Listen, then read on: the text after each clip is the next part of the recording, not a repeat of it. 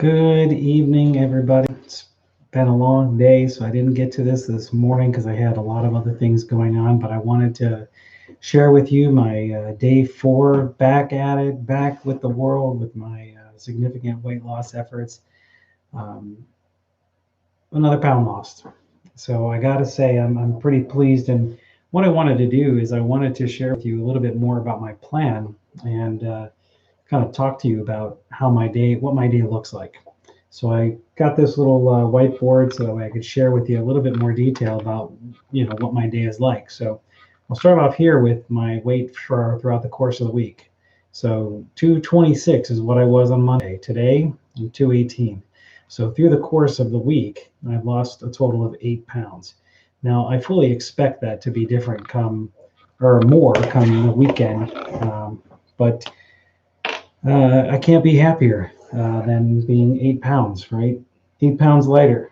That's pretty significant to me over the course of a week. So, in addition to that, I wanted to kind of go over, see if I can figure out how to hold this so that way it's helpful.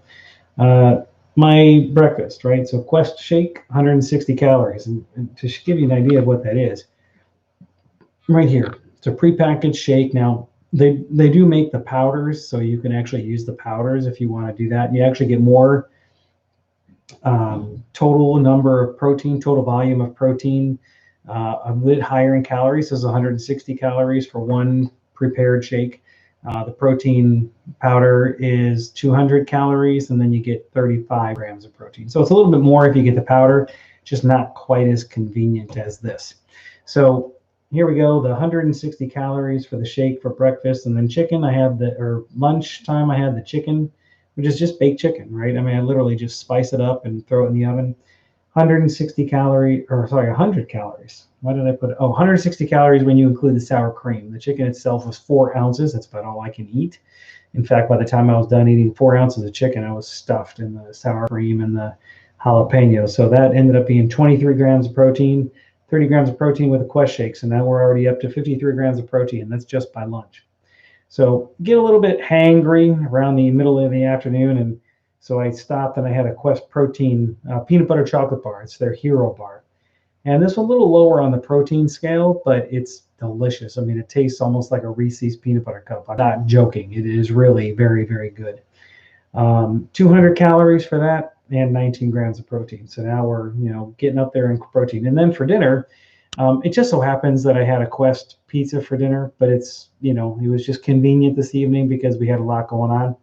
So my Quest pepperoni pizza, 34 grams or 340 calories and 28 grams of protein, right? That's phenomenal. So far today, I've had 860 calories and 100 grams of protein. That's quite a lot. So for the evening, I am getting a little hungry. I did have that pizza a couple hours ago. So probably tonight I'll finish off the night with a couple of snacks. Let's see if you can see this pretty well. It is a Quest mint chocolate chip bar, and I might throw down some Quest protein chips, some tortilla style ranch flavor.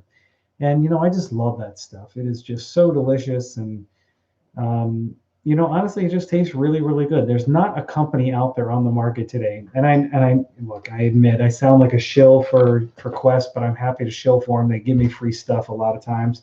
I still pay for all this stuff, but they do give me some free stuff. But in fact, Amazon Prime Day, guess what I did? I found an offer for my favorite flavor of protein bars, 2 boxes for the price of one. You can't beat that. So that'll be here a couple weeks because I set it up for delayed delivery because you get a $1 bonus to another purchase. So anyway, so I mean, today it's just a good day. It's a good week. Here we are, 4 days into the week. I've lost 8 pounds, and soon it'll be more. And then this weekend, it's a test of will, right? At any point in time, you could go left or you could go right. And what you got, and I probably did that backwards. This is left, this is right. But nonetheless, you got to stay focused. I know some people get very discouraged. Either they have a plateau, or they're trying to lose weight and they don't like the food. You may not like protein bars, and you know what? I get it. They're not the best tasting thing in the world, but I've just grown to love them because it's what I can eat. But I do make a lot of real world food. Once I get through the first month or so of being back on my regular protein uh, uh, hardcore, I will probably switch over to eggs once or twice a week with some bacon or some sausage. The problem with that is that they're just so much higher in calories, and the amount of protein you get for the calories, it's second to none. So for me, it's about the volume of protein and obviously the convenience of a shake. Eggs, I love the taste of eggs, so I'm never going to go wrong there.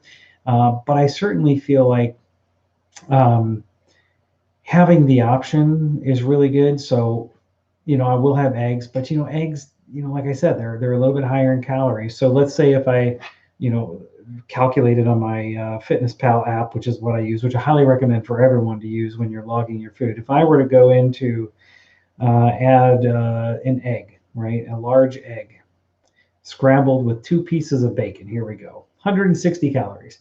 The total protein for that is 13 grams. Okay, this is 30 grams of protein.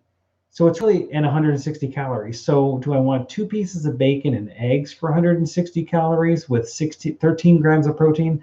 Or do I want 160 calories that end up being 30 grams of protein? Well, my goal is to get as much protein as possible, not because I have some desire to just be totally 100% protein, protein, protein.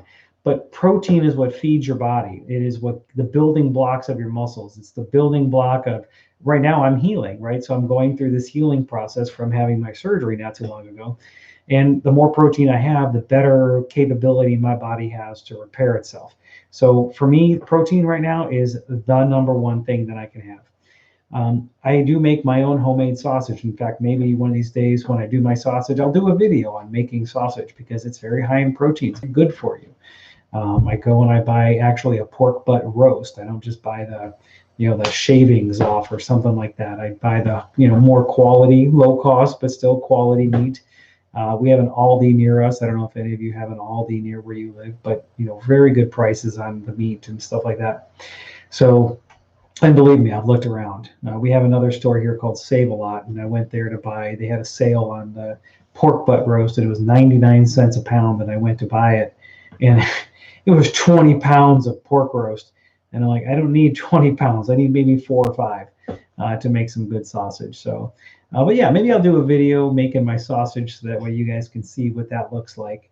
And I'll condense it down so that you're not having to watch the whole thing. But nonetheless, my word to you tonight, okay? Maybe today you made a mistake. Maybe today you ate something you shouldn't have. Maybe you had a cheeseburger from McDonald's in the drive-thru on the way home because you said, you know what, I just missed that. You know what? It's fine. Start over tomorrow. But most importantly right now is what I'm saying to you is stay strong. Stay strong. Stay mentally tough. In this time of COVID and this time of quarantine, we've all got to find ways to stay tough. And if there's one thing you can do to help yourself, it's really work on making a better you. And if you can make a better you, I hear some noise. I don't know where it's coming from.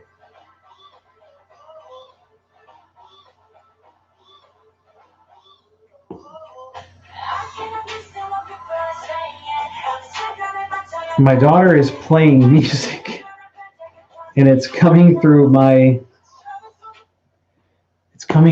Echo, my Amazon Echo. She probably told her Echo to play, and it somehow ended up on mine. Amazon is having some very big issues with stuff playing on the wrong thing. I'm going to have to call them and find out what's going on. But yeah, that was really weird. Sorry about that. That was nothing like a video being interrupted by some silly Korean pop band. But anyway, I digress. So stay strong, stay focused, know what your goals are. The goal for most people isn't a number. Numbers, I work with them all the time, and I personally have the goals of numbers, but I know that the numbers help me achieve things because it's the only concrete, tangible thing that I have to work for. Yes, my clothes feeling great. In fact, my pants that I'm wearing now, they were kind of getting tight up there. And you know what? As I was walking, as I went to put those on this evening, my nighttime clothes, I walked downstairs. And I'm like, you know what? They're feeling a little loose again. So, I mean, that's exactly what you want. You want those things that give you validation that what you're doing is right, that what you're doing is making a difference, that you're actually seeing success and results from the efforts that you're putting into the work that you're doing. And I totally get that. In fact, during my triathlon training, there was times where it was really frustrating when I would not be making progress in my runs. I mean, I'm still not a very good runner. I'm not a very fast runner. I would run maybe 9-minute miles, and at times I would get up to 8.5-minute miles. My best time for a 5K is just 29 minutes and 36 seconds.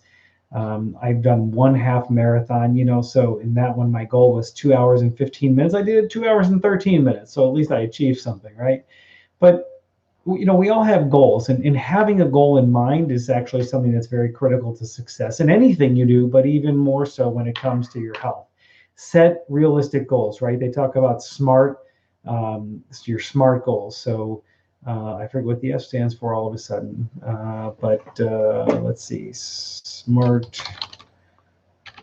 goals. So I know it's images. Let me just do that real quick because that's probably the fastest way.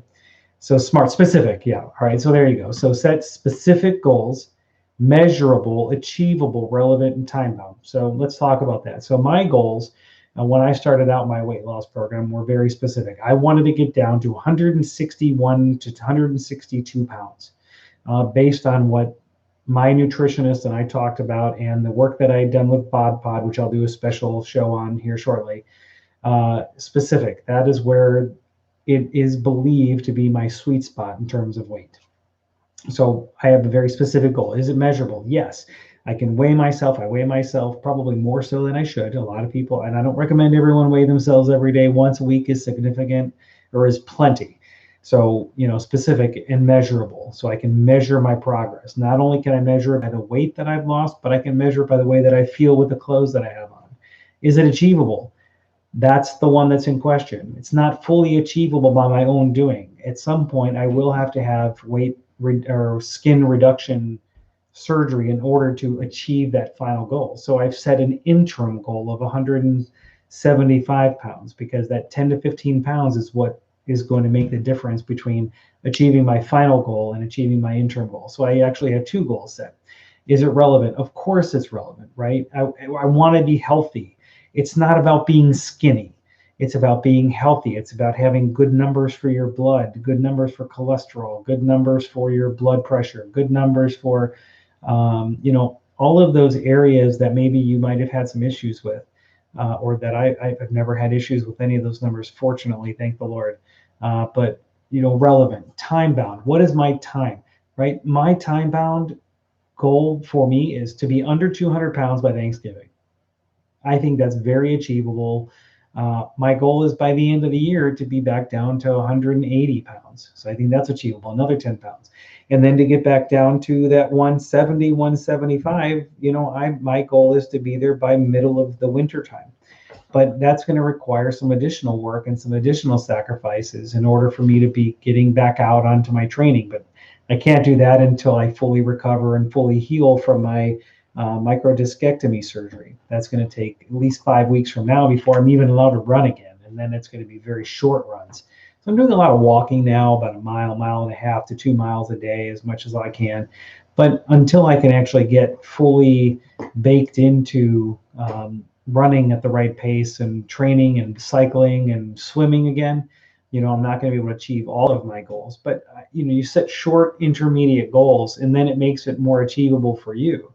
Right. So, some people are good with just getting this long goal that they want to achieve, but, setting short, specific, measurable, achievable, relevant, time-bound goals are really the way that you want to go in order to be able to be successful. So I highly encourage you to set some sort of goal. Maybe it's by the end of the weekend, you're going to go through the weekend without having made a poor choice in the food that you eat. And then when you do that, celebrate it. And it doesn't mean celebrate it with an ice cream sundae from Dairy Queen. Okay, that's not the kind of celebration that I mean. Give yourself a round of applause. You've achieved something. You've set a goal, and you've achieved it. Stay strong, stay mentally focused, and really understand why you're doing this and what it's going to take to get you to that next level, to get you to the point that you can actually make a difference for your life and your health. Remember, you're not, while you are doing this for you, if you have family, you're kind of doing it for them because they love you and they want to be with you.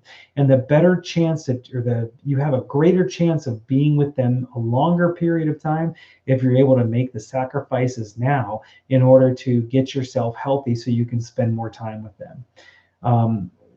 In addition to that, what I'd like to say is, this is for you. Even though we're going to be affecting other people and we're impacting other people's lives along the way, this is really for you. Do it for you, for the love of yourself. Love yourself enough to make the change that's necessary. And let's say that you're on the cusp of surgery and you haven't made the decision, or you've made the decision. You know what? You don't have to wait until you have surgery to make the changes. This is a lifestyle change. It's not a diet. It's not a temporary thing. It's a lifestyle change. To that end, there are going to be days where you just can't eat the way that maybe you should or maybe you want. You're going to have days where you're going to need a snack. You're going to have days where you're, like Thanksgiving Day for me. I am not going to care a lick about what I eat. Now, I'm not going to overstuff myself because literally you can't do that having had gastric sleeve surgery. But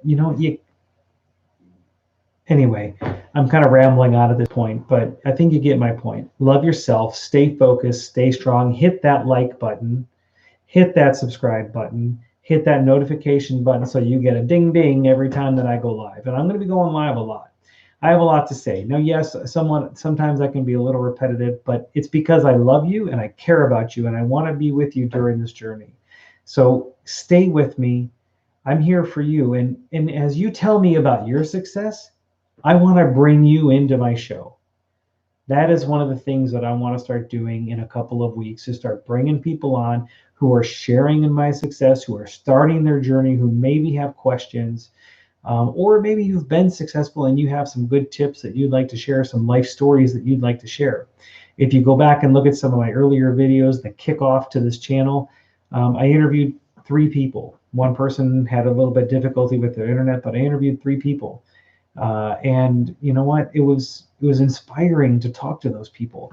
And one of those persons actually just had their surgery and has already lost, over 30 pounds. So I have a lot to tell you. I have a lot to talk about. I have a lot to document my recovery, my back into training for triathlons, because that is going to be a huge focus of my channel. That's why my channel is the Bariatric Triathlete, or bariatric athlete, is because, triathlon training is a part of my life now. I mean, literally, I went from almost 500 pounds to 175 pounds in doing triathlons. That's success. I want you to be successful too. So stay with me. I'm there for you. I love you. And I can't wait till we meet again.